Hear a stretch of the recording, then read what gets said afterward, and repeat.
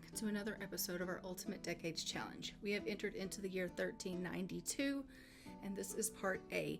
We are here with the Eldridge family, and we are here with Alan. He is just about to age up into his adult stage of his life, and for that he needs his adult 2 stage. And for that, he can't roll anything higher than a 9. So he does need to roll between a 1 and a 9 in order to live. So we are going to go ahead and pull up our dice and see what Alan is going to roll to see if he's going to be able to live to carry on to his second adult stage. So without further ado, let's go ahead and roll the dice and see how he fares. Alright, so he is good. Or no, actually he's not. He had to roll between a 1 and a 9. So he is going to die. We are going to have to take Alan away. So we will go ahead and we are going to just roll the wheel and find out what it is that Alan is passing away from. Let's go ahead and give that a spin and see what is it that he's dying from. And it looks like he is dying from the measles. So we will look, because that is a communicable disease, and so we will have to see what percentage the measles is. The measles is 40%, so we will roll and see. The other family members need to roll higher than 40%, so let's go ahead and roll for his other family members. So we do have his wife Petaccia. She needs to roll higher than 40%.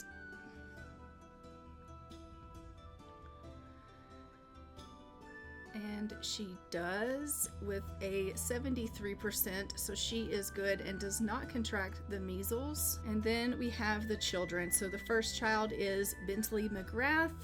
Let's go ahead and roll for Bentley.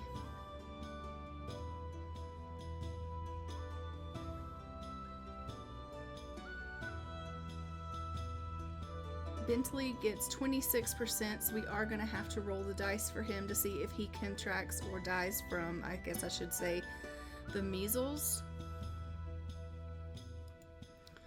So for that, for the measles, he can't roll a 3, 4, 5, 8, 11, 16, 19, or 20. So let's go ahead and pull up our dice and we will see how he fares.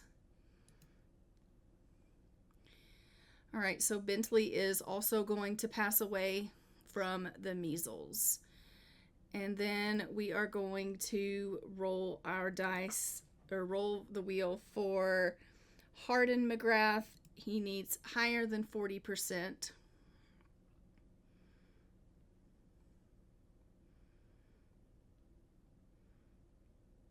And he is good and does not contract the measles with an 86% here. And then we have little Anessa McGrath. Let's go ahead and roll for her. She also needs higher than 40%.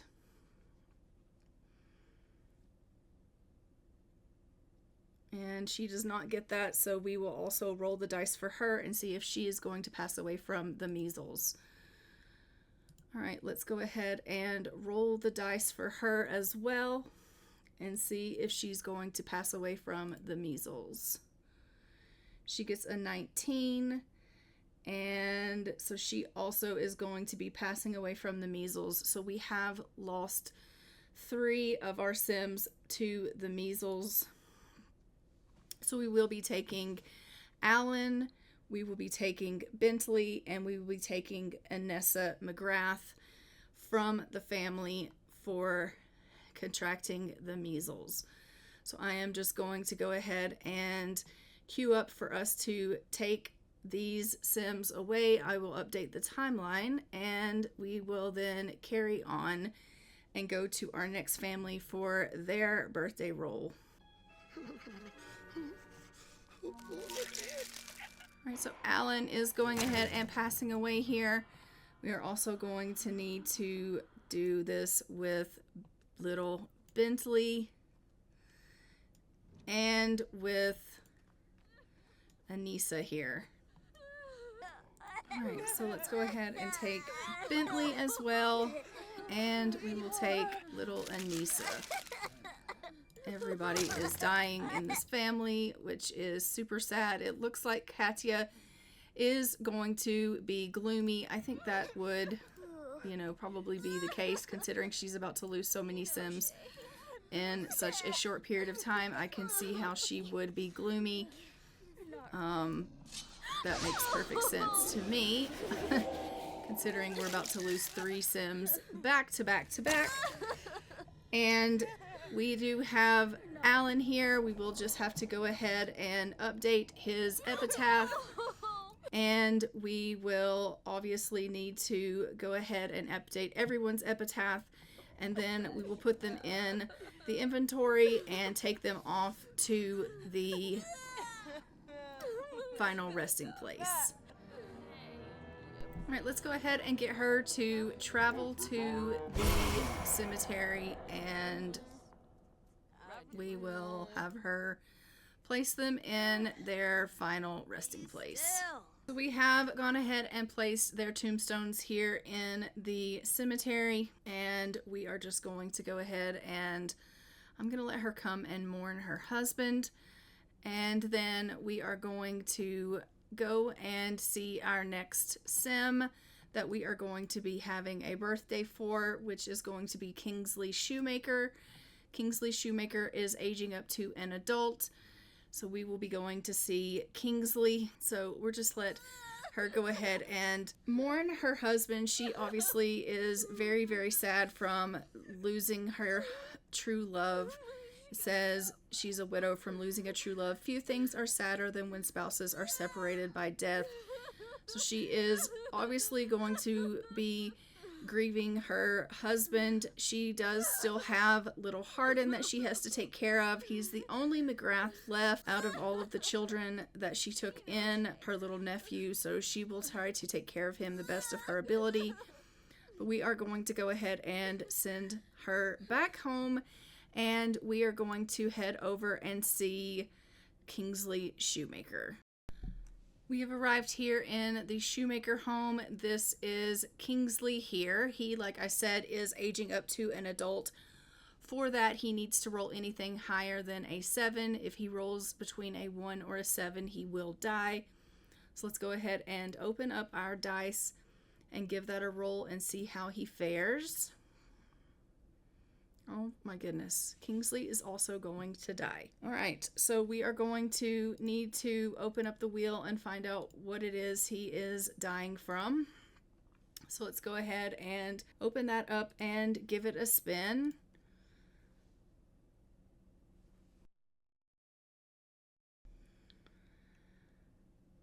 And he is dying from influenza, which is also a communicable disease. So we will need to spin for his wife to find out if Lakshmi is going to catch that. That is, as we can see here, influenza is a 30% chance. So she does need to roll greater than 30% on the death wheel. So let's go ahead and give that a spin. And she rolls 93%. So she does not get the flu, which is good. But we do, as we know, have to take Kingsley away. So let's go ahead and do that now.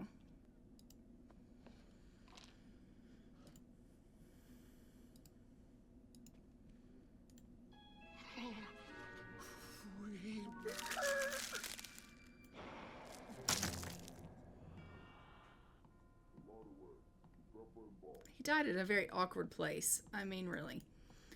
I don't even know if she's going to be able to come up and see that he's passed away, but, you know, that is what it is. We will also need to engrave his epitaph. Is she going to come up and see him? No, she's outside shoveling snow. Okay, so he's just going to die up here by himself, which is truly tragic. His wife doesn't even know that he has passed away. She's just clueless, and poor Kingsley has just died of the flu all by his lonesome up here in the bedroom upstairs. She's just downstairs lighting a fire, just kind of tending to herself. None the wiser. All right, Kingsley. Well, it was nice having you around while we did. I'm so sorry to see you go. We will go ahead and engrave his epitaph. Let's look and see when he was born. All right, so he was born in 1362. He has died in 1392. We are just going to have her go ahead and come up here and grab his urn, and then she can take him off to his final resting place. Can you stop shoveling the snow and actually do that? That would be fantastic. And I will update that he has died of influenza on the timeline.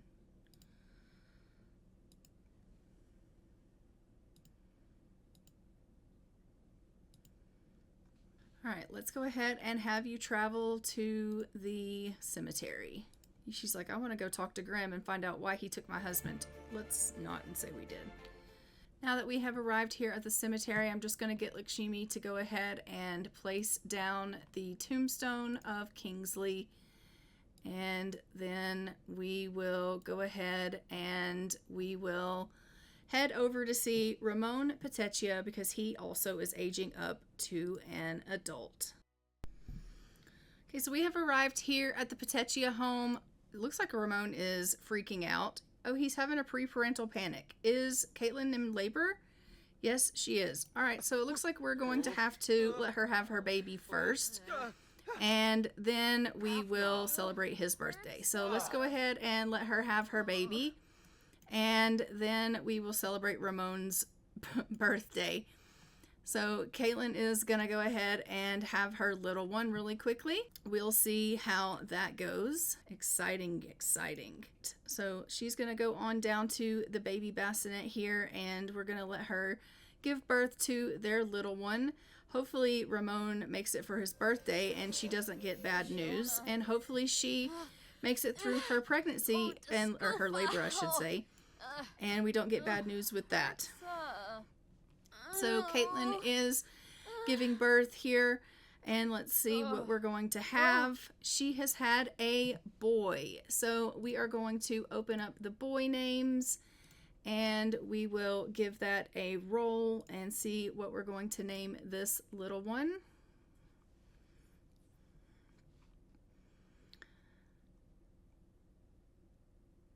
We are going to name this little boy Henry. All right. So let's name this little guy Henry Petaccia. And she's also had a girl. So let's open up that wheel and give that a spin.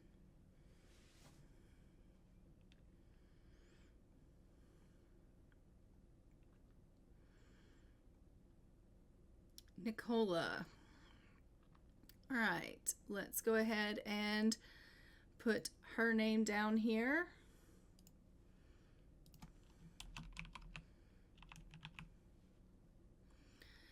Henry and Nicola Petaccia. Oh, another girl. Oh my God, she's had triplets. Let's give that another spin.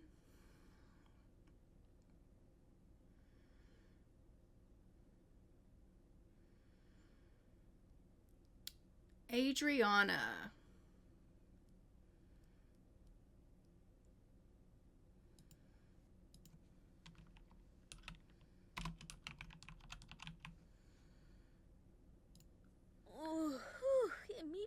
Okay, hopefully this actually works. Yes, it did. All right, so she's had triplets. We are going to need to roll the dice for mom and babies.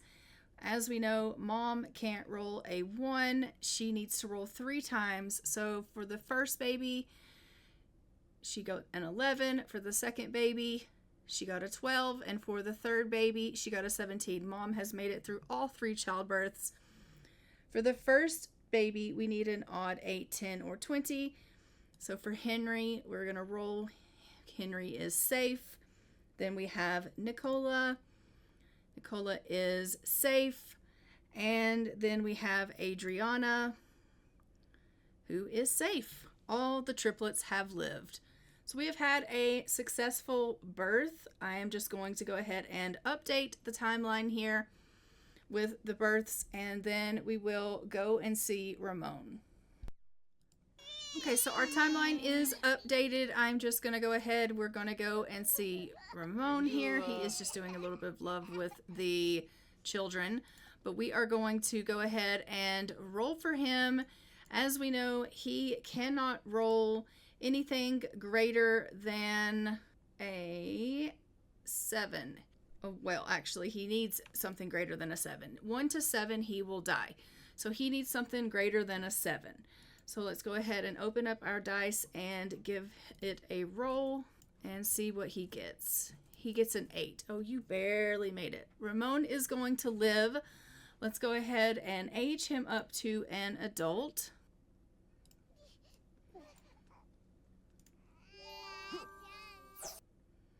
Ramon has aged up to adulthood, fulfilling dreams, planning for retirement, and midlife crises awaits. Perfect time to start wrapping up those lifelong goals. We love that for him. And we are going to go ahead and we are going to age up all of these little ones here and allow them to get their makeovers. So let's go ahead and we will age up Henry first. And then we will age up Nicola, and then we will age up Adriana, and then we will jump into cast with them and give them their infant makeovers. So he's just going to come on down and age up little Henry here.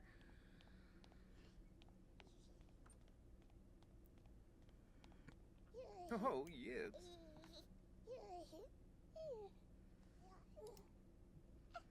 Why don't you come up here and age up this one? Henry has aged up. Henry is going to be an intense infant. We love that. And you are going to age up little Nicola. And Dad, why don't you come over here and age up this one? Nicola is going to be Sunny. Come over here and age up this one.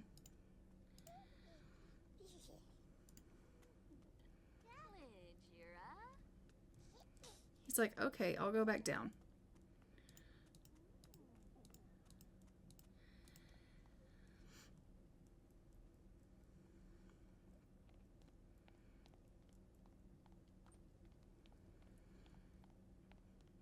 You have to go all the way downstairs to this little one.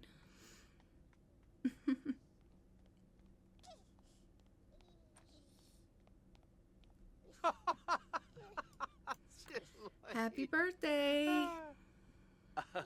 Yibsy. And Adriana is going to be cautious. All right, and let's go ahead and hop into cast with them and give them their little makeovers.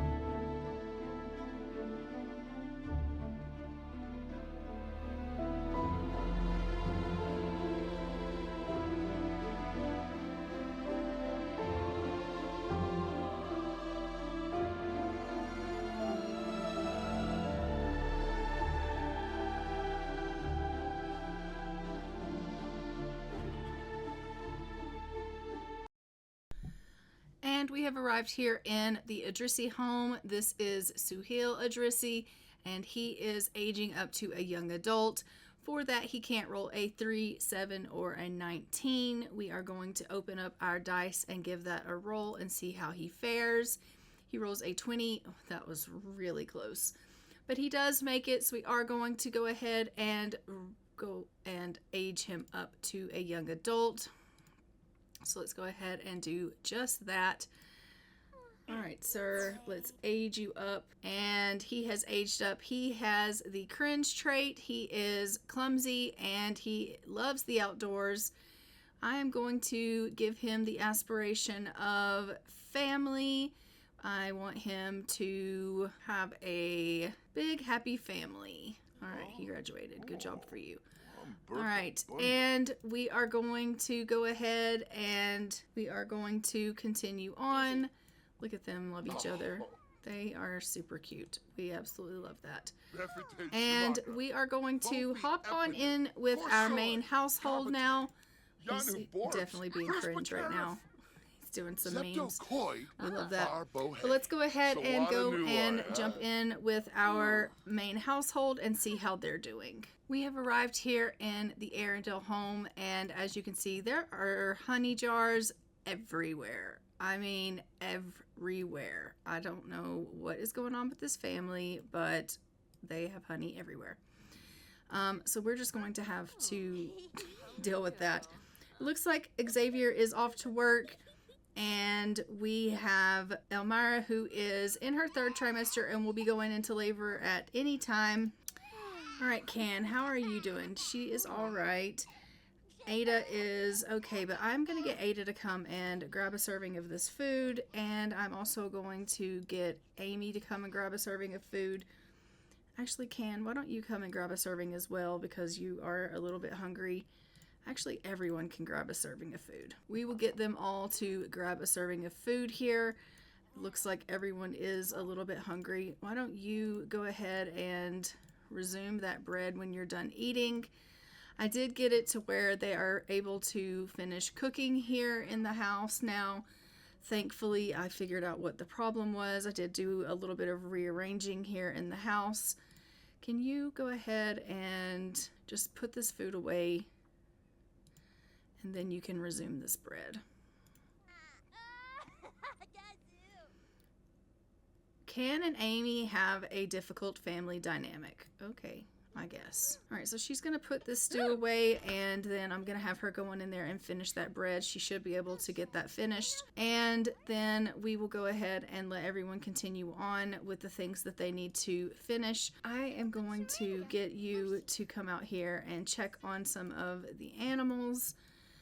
It looks like there are not a whole lot of things that need to be taken care of out here. So maybe you can come out here and practice some archery alone, and that will be fine. The children are just getting themselves a little bit to eat here, which is exactly what I wanted, and she is finishing up on this bread. Okay, when you're done with that, you can clean up a little bit. Everything needs to be kind of cleaned up. Can I clean up? Oh yeah, I can. I will just clean this stuff up then. Eat that cheese and fruit.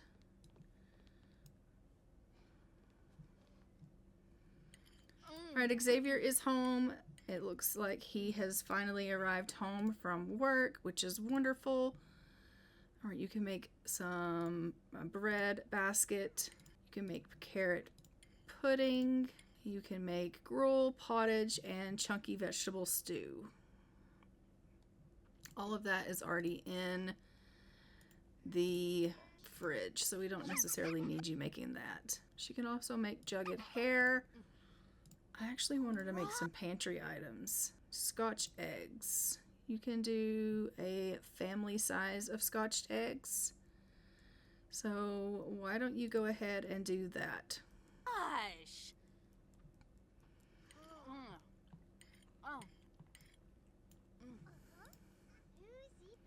Because I do think that Xavier is going to need to eat at some point.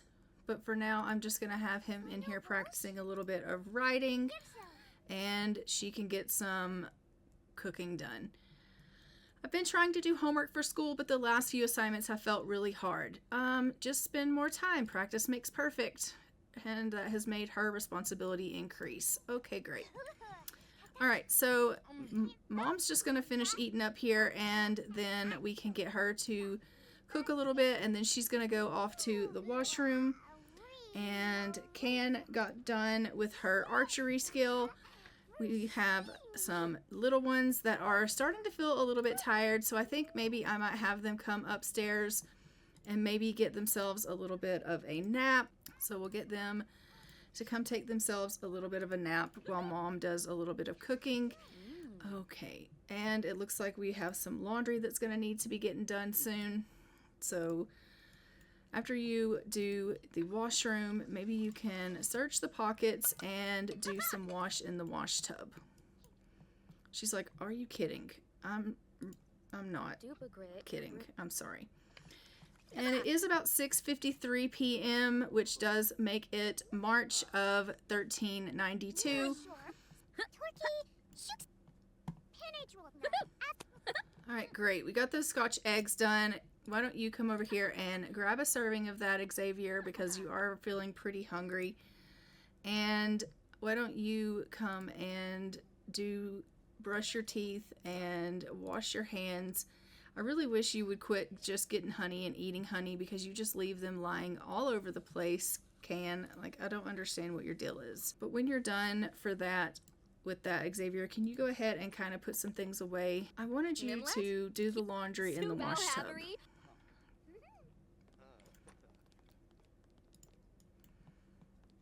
There you go. She's like, "But I'm exhausted. Why are you making me do all these chores? Don't you know that I'm like about to literally go into labor?" I get that, Elmira, but at the end of the day, these chores do have to be done, even though you're tired. They just have to be done. So, I mean, it is what it is. I'm gonna get you, once you've hung those up, to replace those. And we will give these flowers to Mom, and she can go ahead and use them for the laundry. Why don't you do that cross stitch?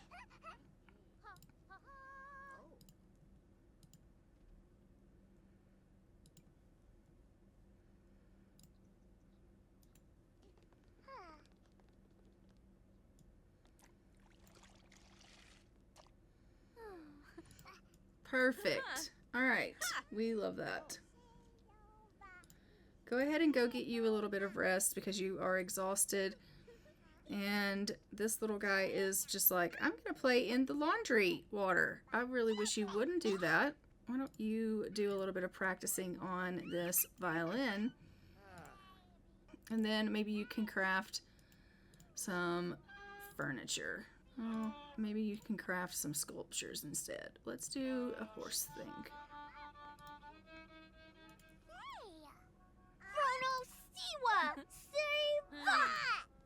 Amy needs to go upstairs and go to bed, and so does Ada.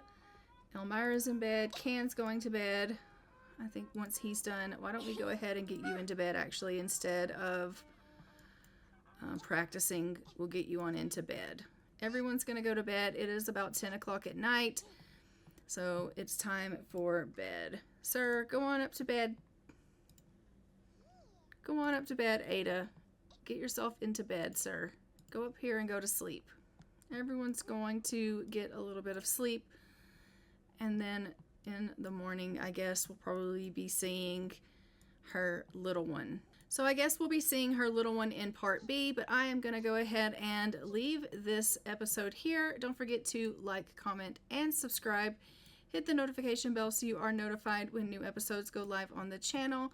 And I will see you guys in our next episode of our Ultimate Decades Challenge. And until next time, I'm going to go ahead and fly for now. Bye, Ravens.